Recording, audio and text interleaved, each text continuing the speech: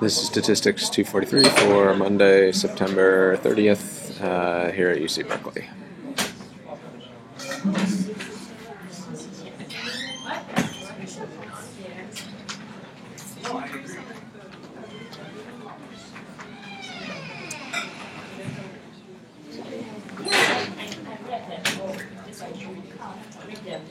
Okay, let's go ahead and get started. Any questions from last time? Okay, so we're going to spend most of today talking about a variety of topics related to functions in R. Some of this will end up sort of being some discussion of, in part, when R makes copies of things.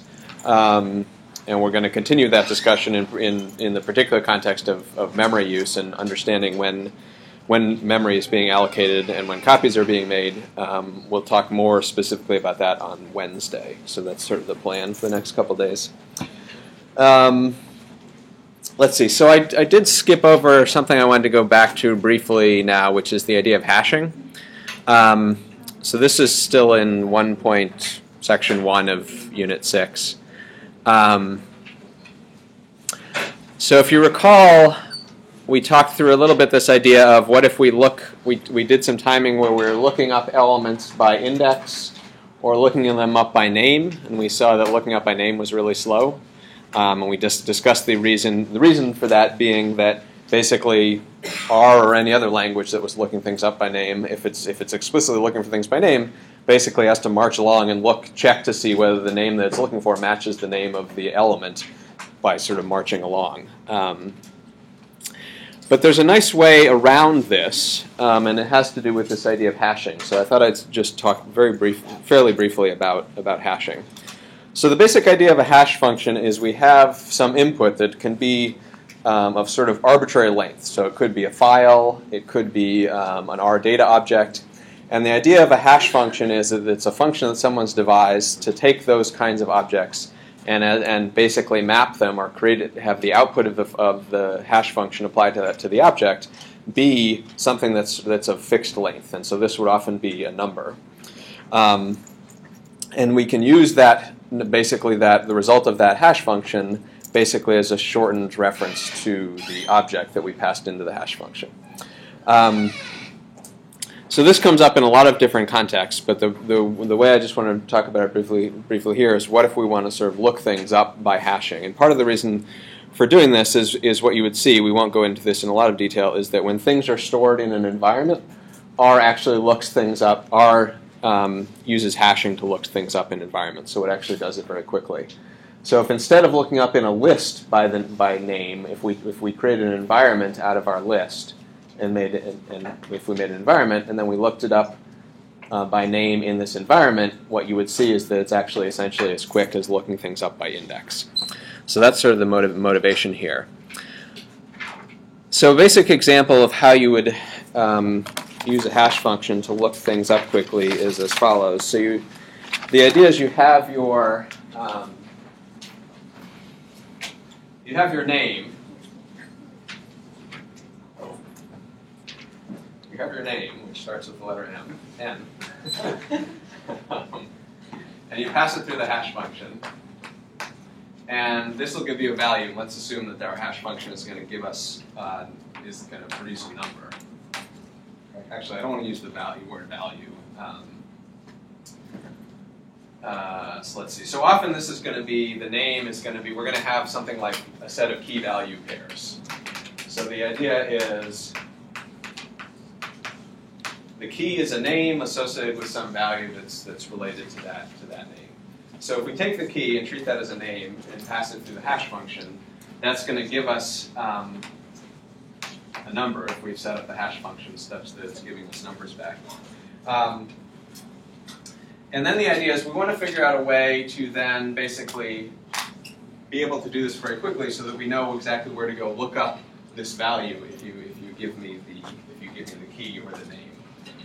Okay, so the idea is if we have a number, and if we know how many of these different keys there are, then we could take the number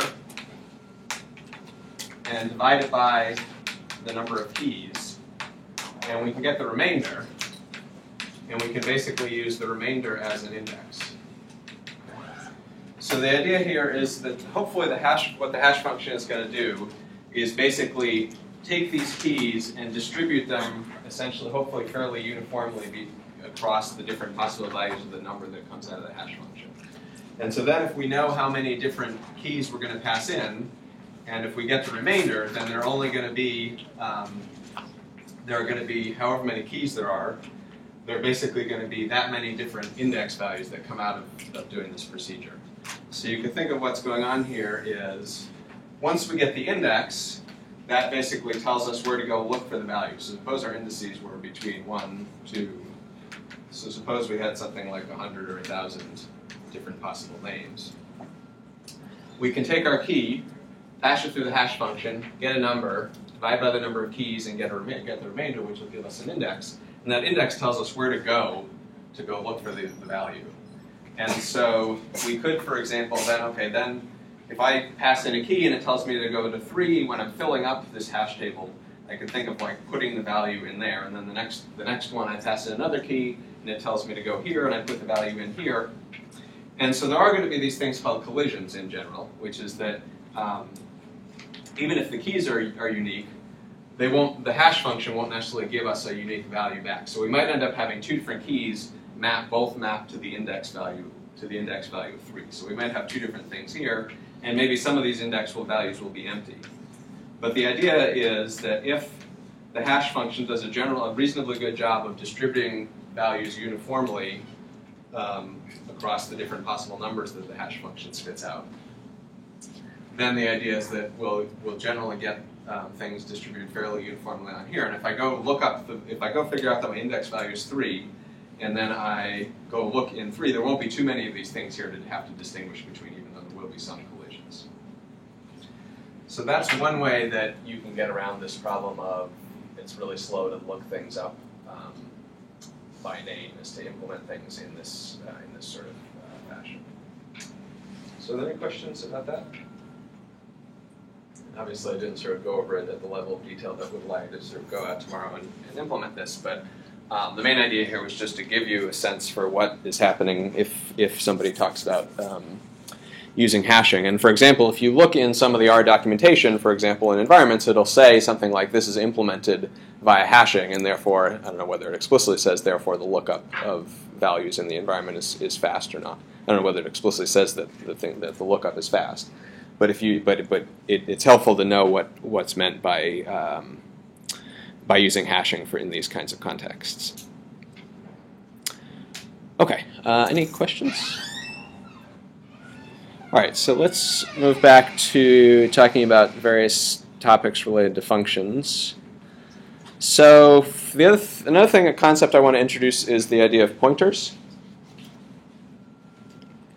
So pointers are actually not used in R, but it's helpful to know what they are because they come up in various computing contexts. And it's also helpful to know what they are so that we can understand a little bit better what's happening in terms of R using pass by value as opposed to pass by reference when we're working with functions. So how many of you are familiar with what pointers are? Okay, so a reasonable number of you. So this is going to be the very briefest of introductions to pointers. So the idea of pointers is that in a language like C, which provides for pointers, you can write code that looks like this. You can say, I'm going to define an integer x and assign the value 3 to x. And then I can create a new variable called pointer here, which I'm sort of heuristically calling pointer. And I'm going to define this to be a pointer to an integer, and that's what the star here means. Okay? So what I can then do is I can say, okay, let's set the value of pointer to be the address, which is what this ampersand means, of x. So sort of schematically what we can think of is we have a location in memory where we have some location in memory in which the value of 3 is stored, and the variable name x is associated with that value and with this memory location.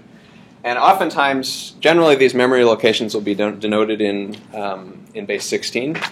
So you can think of you can sort of think of this as, you can think, okay, well, there's some address in memory where this value of 3 is stored, and it's got the name of that location in base 16 is just some number. Okay. So now if I take this PTR value, I can think of that as being a name for another variable, but the thing that's stored in PTR is actually the address. I've assigned it to be the address of X. So the thing that's stored in here is actually the B3EF79 bit. Okay. And another way you can think about this is the way that people often draw this is they'll say, okay, this is a pointer. They'll make an arrow from the pointer variable to the thing that it points to. Okay. And so we can do things like, we can say, take the pointer. The star means basically to do something called dereferencing. So what this says is, take the pointer, and the dereferencing says, go get the value of in the address that this points to. So this would pull out the value 3, and then I could multiply it by 7. And sort of confusingly, the asterisks are being used in 2 different ways here. First to do the dereferencing, and here to do the multiplication. Okay, and another thing to realize, and this is essentially true in R as well, is that when you've got a vector or an array of values, that those are basic, that if I have some vector x that stores, say, 10 values, then basically all that x is x is really just a pointer to the first value in the array or in the vector. And so basically that first value, so C starts indexing at 0. So x of 0, or if you do the dereferencing on x, will basically give you the same thing. It'll just give you the first value in the vector or the array. Okay, so that might seem like a bit of a diversion because I already said that R doesn't provide for pointers. But the reason that it's worth going into is that when you write code in C, unlike in R, you can write code, for example, that looks like this, where instead of passing in, say, an integer or a numeric value, you can actually pass in a pointer. And I could have put the star here or here. It doesn't really matter. And so what this says is instead of passing in the value of x by value, which is basically how R does it, I'm going to pass in the address, this guy. I'm passing in the address that basically is pointing to some location in memory that holds something. And then the body of my function can then do manipulations on this value by means of doing the dereferencing. So as an example here, I'm just taking the value, in this case 3, adding it to another copy, adding it to 3 again, and getting back 6, and then basically replacing the value in here. Okay. But the interesting thing about this, and it's sort of more relevant when this thing is a vector or an array that holds a lot of stuff in it instead of just a scalar value, is that I haven't actually made a copy of if this were an entire vector, I haven't made a copy of the entire vector when I'm doing this. All I've done is I've basically passed in a single value, which is the address of the first position in the array. And by doing so, I'm not making a copy of the entire vector. So I'm not incurring the computational cost of making a copy, and I'm not incurring the memory cost of having to basically allocate a new place in memory to hold a new copy of the vector or a new copy of the array. The reason I keep saying array is because in C these things would be called arrays.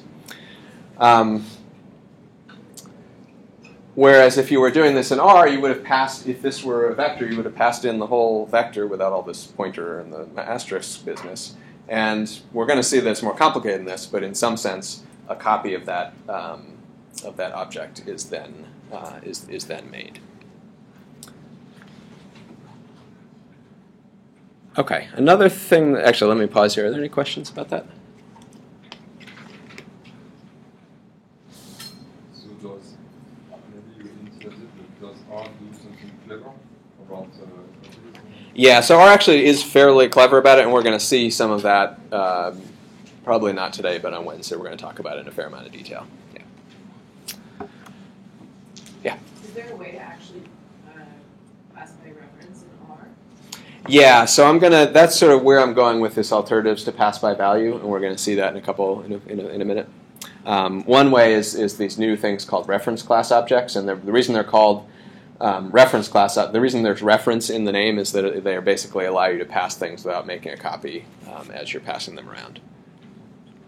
Okay, the other thing I want to point out, and this may come up a little bit, although we're not really going to talk in this class about calling C code from R and writing your own C code that you call from R, is that when you are calling, so this is syntax, this is now R syntax, unlike the previous page of this document, which was C syntax. You can basically, if you've written a C function called loglike, and you've compiled the code to create an executable version of that function, you can call that from within R if you've sort of done the right bookkeeping. You can call that from within R with syntax that looks like this. And basically you're going to pass to this C function, you're going to pass the R objects that you want to pass into the C function. And the interesting thing to know about that is that on the C side of things, this is what the C function definition would look like. And it is always going to take pointers as the input to the C function. So when R does the interfacing to the C function, it's basically taking these objects that you've just said, oh, pass these objects along to C, and then it's doing sort of the bookkeeping and dealing with the memory management of sort of doing the communication with the C function. And it's doing that by basically just passing a pointer to the object in the memory space of R. Now it turns out that that at least in some cases, and I'm sort of forgetting exactly how this works because it's been changing recently in recent versions of R, but oftentimes when you do this, there will be a copy made of these R objects. But that is basically on the R side. The copy is being made on the R side, and then R is basically passing along a pointer to the place in memory where the R objects are living for the C code to then work with those those locations in memory. Okay. All right. So in terms of Kelly's question, so there are a few different ways that you can sort of get around this issue that we can't pass by reference in R, unlike what we just saw in C.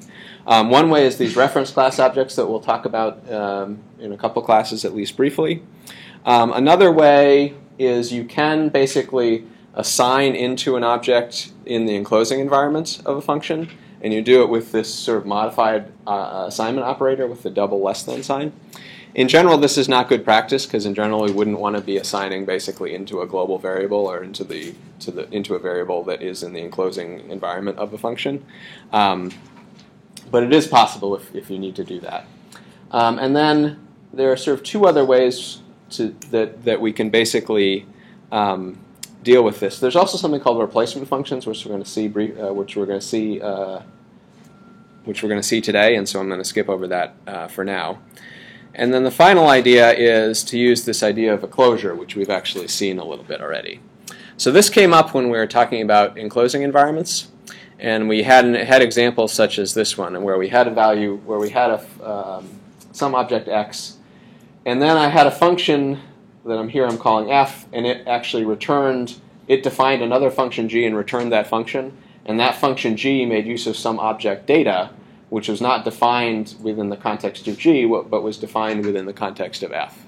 Okay, and so the idea is that this thing g that gets returned is a function, but people will often refer to it as a closure because it's a function that contains this associated object data basically in its enclosing environment, and those things are packaged up together and sort of travel along together. There's the function g that gets returned, and there's the object data that's in its enclosing environment that's sort of packaged up with it, so that you can then make use of that data object within the function. Okay, so when we did that, it probably seemed like sort of a curiosity, and the main reason I talked about it at the point when I did was to try and illustrate the idea of scoping, and in particular of the way that R does scoping. But what I want to do here is show you an example of where it actually might be something that you do to basically get around this problem, this issue of not being able to pass things by reference, and to see it in a sort of real application. So let me skip over to R here. And what I'm going to do is I'm going to let you guys stare at this for a moment and try and get a handle on what it's going to do, and then we'll actually run it and see. So here's the example. Within this function called makeContainer, it defines a function, And then because the definition of that function is basically the last block of code, the result of running this function is basically going to be to return this function back to back as the output of the make container function.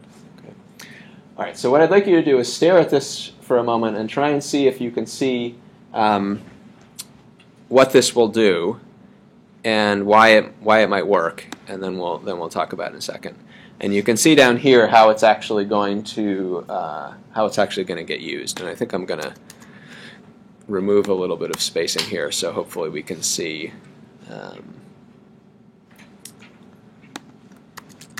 Hopefully we can sort of see everything at once.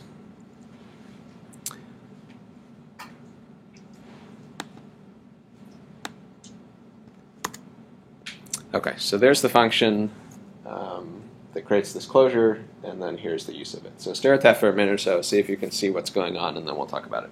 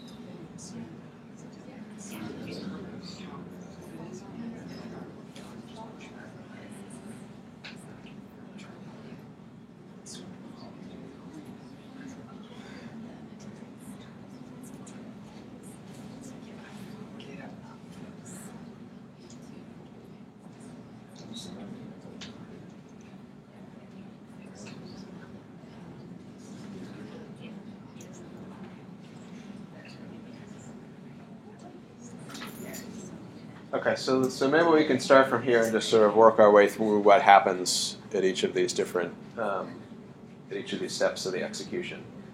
Okay, so I'm going to call this make container function with the value of 100. Okay. So, okay, it's probably pretty clear what happens in line 273. We say what x and what I are. Right? Okay, and then this function gets defined, and that function then gets returned to the user as boot means. So boot means is now a function. So what's the enclosing environment for boot means? And what's in the enclosing environment for boot means?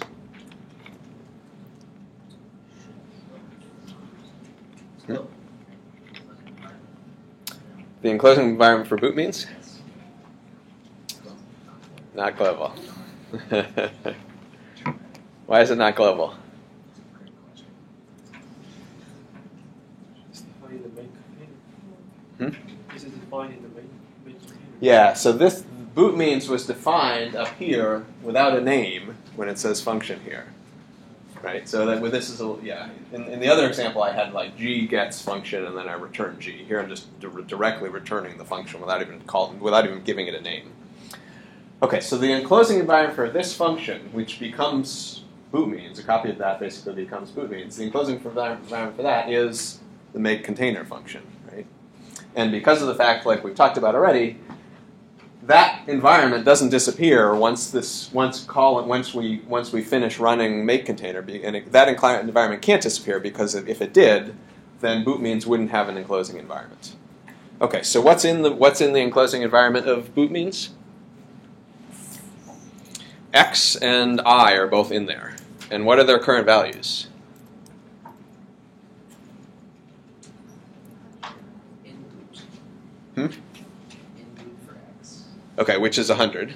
Well, it's not exact. It's a so actually I don't know if we've seen this index before. So numeric of 100 will return back a vector of length 100. Okay. And then I is just a value of 1.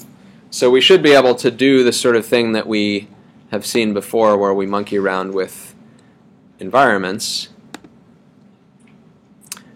and we should be able to say something like ls of environment of boot means, and it says, oh, indeed, there's an I and an N and an X in there. Okay, and if we did something, I think this would work. Environment of boot means. Since this is an environment, we should be able to look into an object in that environment with a $sign, which is sort of similar to if we had a list. And we can say, what's the value of I? That's 1. What's the value of X? That's just a vector of zeros. All right, questions at this point? Okay, so now I'm going to actually use this, and we're going to do, this is going to do some bootstrapping.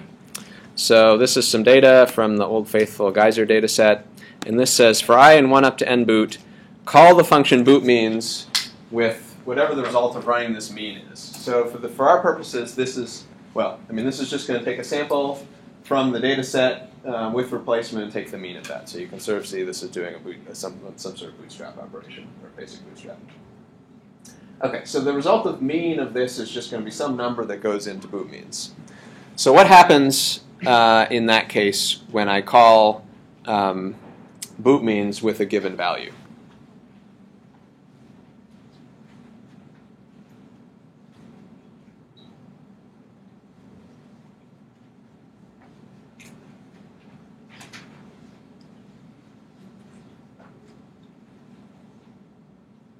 Ju, can you help me out here? Really confused. Does it replace one of the values of the variables? Okay, so yeah, so lead us through what you were thinking about what happens. I think it might replace one of the values of the variables, either x or n, but I don't know which one because I got very confused while going through the. All right, so we're calling boot means. Suppose we call boot means with the value 7, just to make this explicit. So the boot means function is defined as this function here, right? Okay. So if I pass in 7, 7 should come in as the becoming the value that's in the variable value. Right? So then what happens? Is it null? No, it's 7. Okay, so then it says, okay, x of I. Well, what's I at this point? I is 1, right? That's where do we get I from? It's from the enclosing environment, so it's obtained from the enclosing environment that we already talked about, and the current value we've already seen is 1 if we haven't done anything yet. So we assign into x of 1, we assign the value 7. Notice the use of this global assignment operator, which assigns into the object in the enclosing environment. So now x of 1 is 7. And now it increments the value of I to be 2, again in the enclosing environment. So what have we essentially done? We've put a value in the first position of that x variable, and we've changed the indexing variable to now point to the next place in the thing. So now think about what will happen the second time around when we call it again. Now let's suppose instead of the value 7, we have the value 14. Now 14 goes in. I is now 2 in the enclosing environment. So the 14 comes in here, the 14 gets put into x of 2, the I is 2, it gets incremented to be 3, and we are continuing to march along the vector x. Okay. All right, any questions about that? So I think you're hopefully starting to see why the name for this object, why the name for this thing was make container, because this made us something where by calling this boot means function, we basically fill into elements of this vector x. And so it actually handles all the indexing for us and sort of keeping track of where in the indexing we are. And what that means is that when I actually do this and iterate from I in 1 up through 100, I don't need to do any of the keeping track of the indexing and where am I in the indexing and all of this in here. It's all happening in the boot means function. So where are we pulling value from? Value is just the value is just the name of the first of the argument that comes into the function. I assume it's equal to null. I think it's the mean. Oh, the default is null. Oh, that's the Right, default. so remember, this is the default. That's the way the R works. Yeah. And now actually that leads nicely into, okay, suppose that we do this. I'm going to run this whole thing. I'm now going to look at what the value of x and what the value of I are in the enclosing environment of boot means. So here are the values of x, the values in x. And here's I. We should expect that to be 100 at this point, which it is. Actually, it's 101 because it went to 100 and then got incremented once more. And now this sort of goes back to Kelly's question. Now we're going to call boot means without any arguments. And what happens then? Well, it says, okay,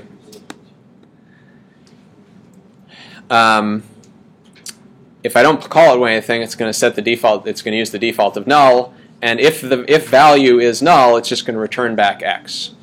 So you would expect that the result of doing boot means without any arguments is to actually return back the results. Okay. So it's kind of a slick way to do the indexing and keep track of sort of making this container that we're going to fill elements into. So you might, I haven't sort of gotten very much in the habit of using these things, but some people actually use them sort of regularly in this sort of way. And it's sort of a nice example of basically seeing how you can avoid passing things around by copy, because it's basically a way of sort of passing things around by reference. Because every time we go in here, we're basically taking that same variable x that was in that environment and slotting individual elements into that variable. Okay, any questions or comments? Yeah, Aurelian. No, but I was wondering, what's the interest as compared to just appending the value to the table? Because if you just append the value to the table, you pass by copy. Well, you wouldn't want to append for the reasons that we talked about a couple classes ago, which is every time we do the append, we're going to make a new copy, and if we, yeah. So yeah, go back to the notes from earlier in the unit, and you'll see the discussion of that. Other questions? Okay. So that was. Let's see where we are here. Okay. If you use the function with, you're sort of doing something similar to what we just did. You could look at that on your own. Okay, so let me say a little bit about operators. So basically, any time we call an operator, which would be something like plus or divide or a square bracket, or any time we sort of use a special symbol that's not explicitly the name of a function and then passing it arguments, name of a function, then passing it arguments, it turns out that in R we actually are just making a function call. So just to prove to you, or at least sort of roughly prove by demonstration, obviously if I take A and B and they're 7 and 3 and I do A plus B, I'm going to get back 10. But the other way I could have done that addition was to take plus more in the form of a function call, and I have to use the backticks to make it explicit R recognize that it's being treated basically as a function call. And then I could pass it the arguments A and B. And that's going to do exactly the same thing. Okay? So in some sense, plus is no different than any other function. It happens to be, we happen to use different syntax where we have the first argument and then plus and then the second argument instead of using the name of the function and then the two arguments. But you can still think of it and treat it as just as a standard function call. And that's basically true of any time you're seeing single or double bracket indexing, anytime you see arithmetic operations, and a wide variety of other syntaxes that look like that. So partly it's useful just to be aware of that, but this also comes up in practice, which is that we can use operators as functions that we pass around when we're doing an apply or an lapply or an sapply or things like that, in the same way that we would pass a function in as the function to be used in the apply or the lapply or the sapply. So here's kind of a slick trick, which this has probably come up for you in when you've been using R. In fact, it might have come up for you in problem set 3. Suppose I've got a list of lists, and what I want to do is I want to pull out the first element from. So suppose I've got 10 lists, all of which are inside a list, and suppose I want to pull out the first element from each of those 10 lists as a single object? Well, you could obviously write a for loop where you go in and grab out the first element of each list. But you can actually do it in a more slick way. So I'm going to define a function, define a list, my list here. And so we can see that my list has, as its A element, or its first element, a set of numbers in both the first part of the list, the first element in the first list in this list of lists, and similarly another set of numbers in the second, in the first element of the second list in this list of lists. So suppose that what I wanted to do was I wanted to pull out the 1, 2, 3, 4, 5 and basically tack it onto the 6, 7, 8, 9, 10, say, as a matrix. I could write a for loop to do that. You can sort of think about the ugliness of the syntax that would ensue. I would have to define this. I would have to define my initial matrix. I would have to define my matrix that's going to hold everything. I'd have to do a for loop and iterate through each of the elements, and I'd have to fill in row by row. Okay, so it'd probably be 4, 5, 6 lines of code. Instead, I can recognize that operators are just functions, and I could say, let me do an sapply to this list. And the function that I'm going to apply to this list is the double square bracket operator. So that says, okay, use the double square bracket operator on each element of this list, and each element is itself a list. And I'm going to pass an additional argument, which is the number 1. Okay? So another way of thinking about this is the function that I'm basically applying here is I'm basically doing this. Where's the backtick on this keyboard? Does anybody know where a backtick is on a Mac? Under the escape. Ah, right, thank you. Okay, there we go. I'm basically doing this on my list, and then I'm doing something like this. I'm applying the double bracket operator to my list, and then this 1 would be the same as if I were doing... So that function call that I just did is the same as if I did my list 1. So you can see basically there are 2 arguments to the double bracket operator. There's the actual thing that the list that I'm subsetting from, and then the index position.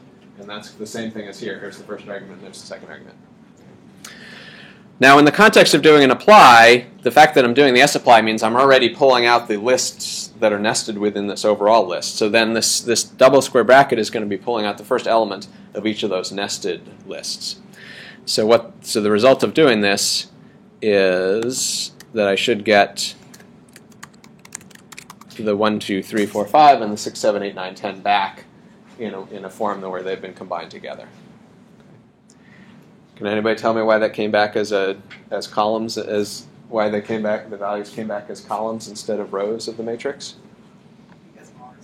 Because R is column major, right? I told you that's the answer always to those questions. So what if they are not in the same dimension? Yeah, so if they're not the same, the reason an lapply would always return back a list, where this would be the first element of the list, just as a vector, and this would be the second element of the list. sapply will basically simplify the result if it can, and in this case it can because they're both the same length. But if one of them was length 5 and one was length 8, it wouldn't have combined them into a matrix. It would have just left them as a list. Okay, so that is actually partly pedagogical, just to sort of see that operators can be treated as functions, and partly because this is a really handy trick. Any questions?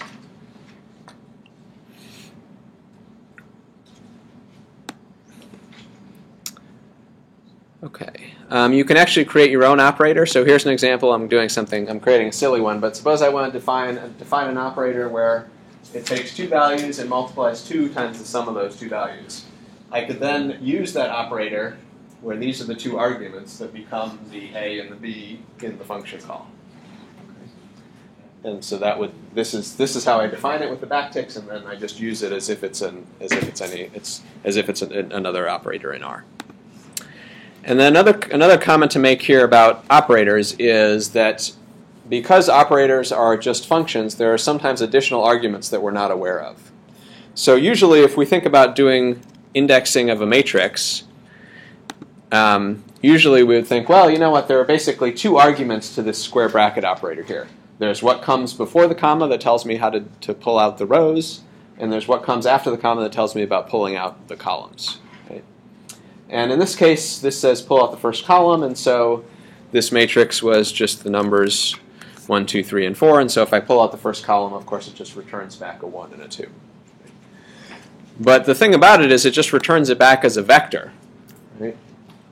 And there are lots of times where you don't, even if you're only pulling out one column, you don't actually want it to become a vector. You want to still treat it as a matrix because it's going to get passed along to some subsequent code that's still expecting a two-dimensional object instead of expecting a vector. So there's actually an additional argument to the square bracket operator that most of you probably were not aware of, which is I can do something like this. Now, if you were expecting standard R notation, you're like, what the hell is that? You can't add another argument. You can't add drop to the square bracket subsetting, right? That doesn't make any sense.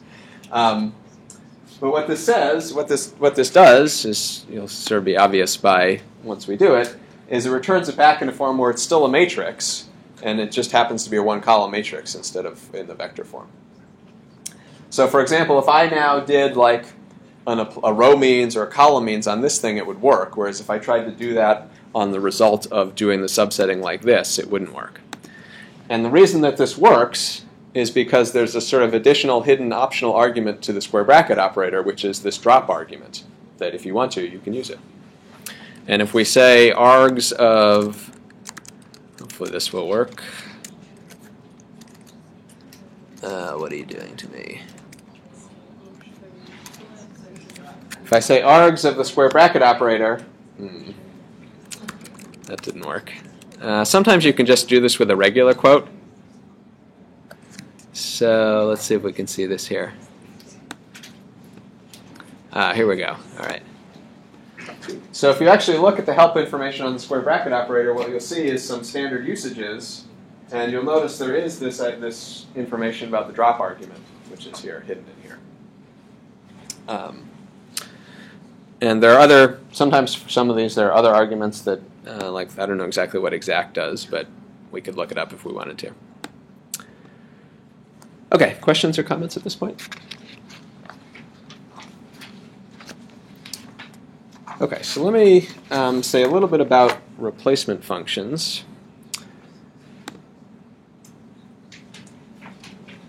Okay, so I mentioned replacement functions earlier on today as one way of sort of avoiding pass by value. Although there is actually a copy done here. Okay, so let's look at this example here, and we'll try and understand what I mean by a replacement function here. So you guys have already seen examples of syntax that looks like this. I don't know if we've actually seen this particular example, but when we have something where it looks like we're doing a function call, but it's on the left-hand side of an assignment. So so anybody remember if we've seen this before? No, Daniel definitely has not seen it before. Okay, well maybe we haven't seen it before, but here are 3 different examples. Actually, I think we've probably seen this names case before.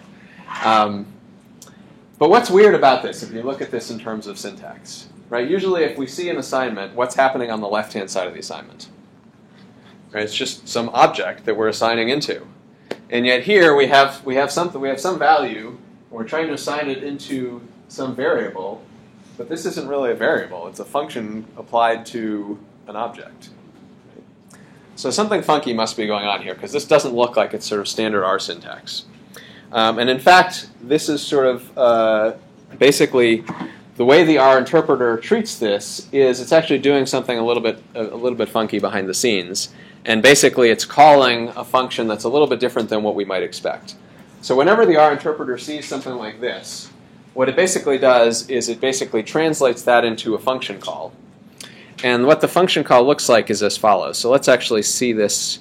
So suppose I've got this matrix, a 2x2 matrix, and what this does, I'm not sure whether we've actually seen the syntax before, is this says assign into the diagonal of that matrix the values 3 and 2. So whatever that matrix was to start with, it's now going to put 3 in the 1,1 position and 2 in the 2,2 position, and that's going to create a new matrix that has the diagonal that's been overwritten. Yeah. If that matrix already exists, will it recycle 3, 2 all the way down the diagonal? Should it be an n by n? It will. In this case, there are only 2 elements in the diagonal because it's just a 2 by 2 matrix, but it will recycle things if it is in that situation. So it turns out that if we actually look into the R documentation, what we'll see is that the way that that code gets interpreted is, so I'm going to do that here. I'm going to look at mat.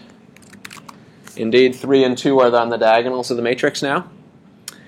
And actually, that call that just got made is equivalent to making this call here, which is use the diag replacement function on the mat object with the values that you pass in, which in this case were 3 and 2, but now I'm going to call it with new values. And take the result of that and assign it back and copy over the original mat. So when R sees this, the diag of mat gets C of whatever, what it actually executes behind the scenes is this.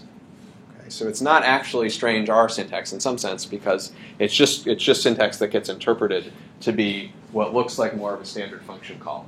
And you'll notice the backticks, anytime you've got a name and then this assignment, it's basically one of these replacement functions, of which this is an example.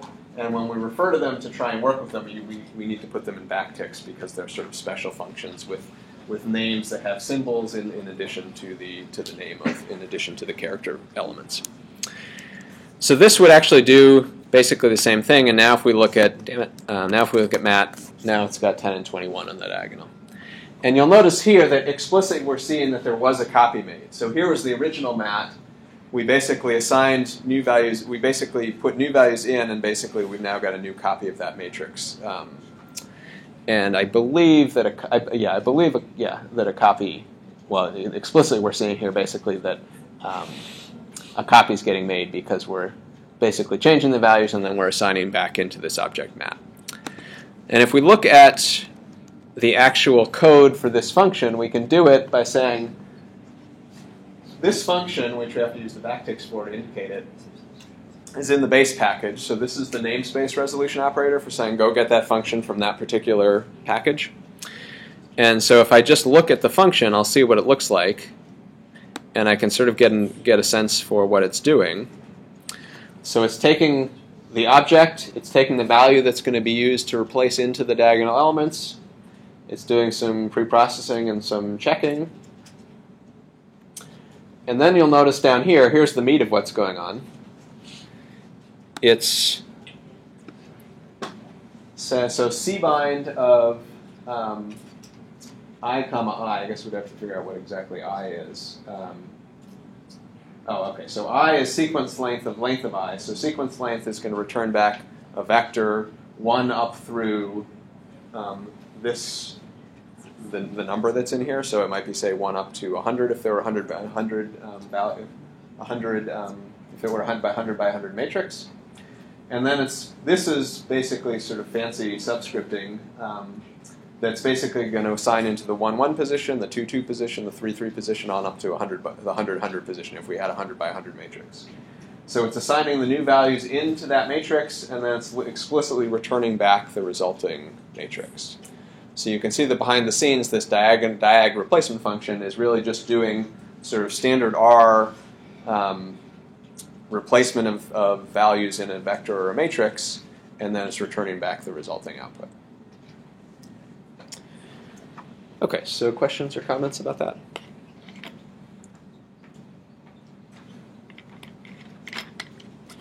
Okay, so the last thing I'll say about this is if you want to make your own one of these replacement functions, you can do that. I think I'm probably going to ask you to do that on the next problem set. And here's an example of the syntax. Suppose I have an object that I've created. I can create one of these replacement functions by giving it, by using the same sort of syntax that we saw for diag with the less than and the minus, the assignment operation. And then the function has to look like this. It has to be take an object and then take the right-hand side as the value. And then it has to do whatever it needs to do, and then it has to return the object back. So they always have to have this basic sort of template form. Okay, so we are out of time, and we'll pick up here next time to a little bit more with functions, and then we'll talk a lot about copying and about memory allocation in section 3 of the unit.